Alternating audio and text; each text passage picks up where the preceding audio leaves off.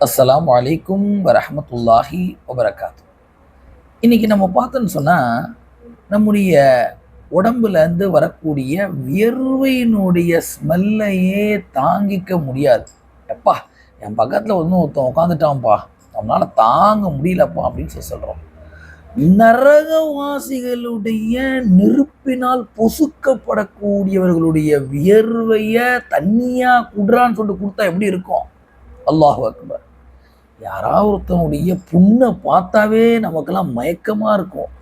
நரகவாசிகள் நெருப்புல போட்டு பொசுக்கும் போது அவர்களுடைய உடம்புல இருந்து வரக்கூடிய சீல குடிடான்னு கொடுத்தா எப்படி இருக்கும்? இது யாருக்கு தெரியுமா கொடுப்பானா?